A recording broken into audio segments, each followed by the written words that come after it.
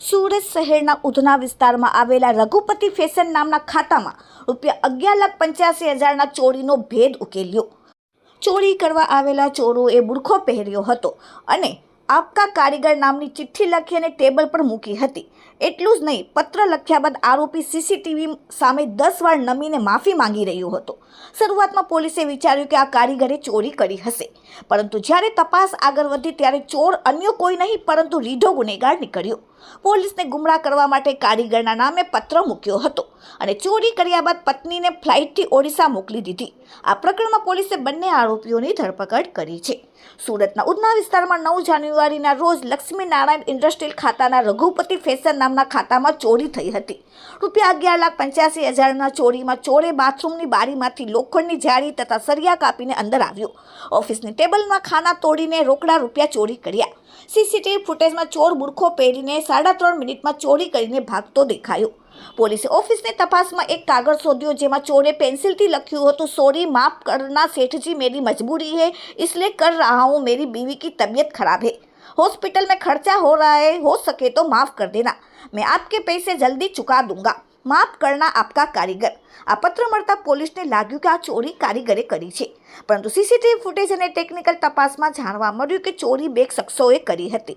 બંને ચોર બાઇકથી 1.5 કિલોમીટર દૂર ઉતર્યા હતા, જેમાં એક બહાર વોચ કરતો હતો અને બીજો બુરખો પહેરીને ઓફિસમાં આવીને ચોરી કરી।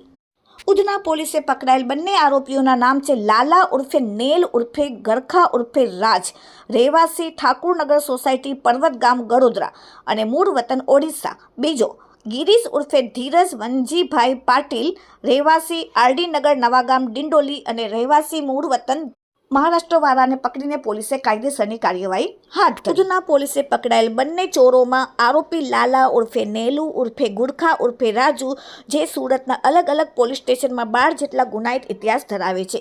હાલમાં ઉધના પોલીસે ₹10,08,000 પકડીને કાયદેસરની કાર્યવાહી કરી। Bureau report, daily India TV, Surat. તારીખ 9/10ની રાત્રિ દરમિયાન ઉધના પોલીસ સ્ટેશન વિસ્તારની અંદર BRC લક્ષ્મીનારાયણ ઇન્ડસ્ટ્રીયલનો એક ખાતું છે, જેમાં રઘુપતિ ફેશન નામની એક દુકાનની અંદર રાત્રે ઘરફોડનો બનાવ બનેલો હતો, જેમાં ડ્રોવરની અંદરથી 11,85,000ની ચોરી થયેલી હતી। જેની અંદર જે સીસીટીવી ફૂટેજ ચેક કરતા એવું જણાઈ આવેલું હતું કે એક ઈસમ એના બાથરૂમની ગ્રીલને તોડીને અંદર દાખલ થાય છે। એણે મોઢા ઉપર બુરખો બાંધેલો હતો, એટલે જેની ઓળખ થઈ શકતી નથી, પરંતુ ગ્રીલ તોડીને રૂમમાં આવી 11,85,000ની એણે ઘરફોડ કરીને ચોરી કરેલી હતી।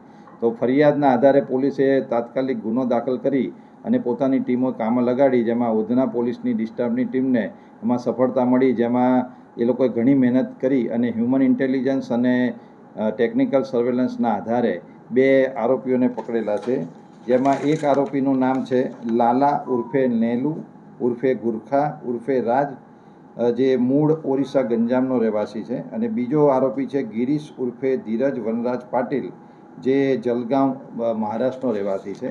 આ બંને આરોપીઓ અગાઉ પણ ઘણા ગુનામાં પકડાયેલા છે, જેમાં જે આ લાલા ઉર્ફે ગુરખો છે, જે સુરત શહેરની અંદર 12 જેટલા ઘરફોડ ગુનાઓમાં અત્યાર સુધી પકડાયેલો છે। આ લોકોને જ્યારે ધરપકડ કરવામાં આવી તેમાં જે લાલા પાસેથી 5,08,000નો મુદ્દામાલ અને બીજો આરોપી છે ગિરીશ પાટીલ, એની પાસેથી 5 લાખ, એમ કુલ 10,08,000નો મુદ્દામાલ પોલીસે રિકવર કરેલો છે।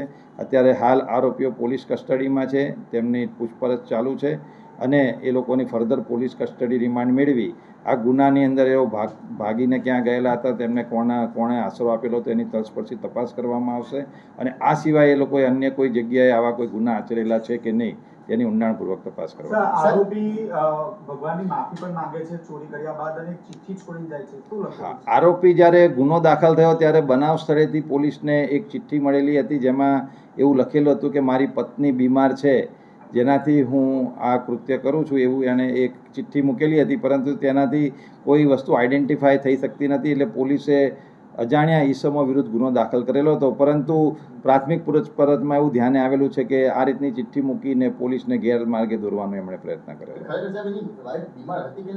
ના, એ પોલીસને મિસગાઈડ કરે એ રીતની એણે પ્રયત્ન કરેલો છે, એવું અત્યારે પ્રાથમિક પોલીસે ઘણા બનાવ બન્યો એ જ વખતથી પોલીસે ઘણા સીસીટીવી, કારણ કે એ લોકો સીસીટીવીમાં બુરખો પહેરીને જણાયેલા આવેલા હતા, લોકો ક્યાંથી આવ્યા અને એ બધી ટોટલ ટચ પછી તપાસ કરતાં પોલીસ ઊંડાણ સુધી પહોંચી. એમાં હ્યુમન ઇન્ટેલિજન્સનો પણ ઘણો મોટો રોલ છે, જે અત્યારે કહી શકાય તેમ નથી. Thank you.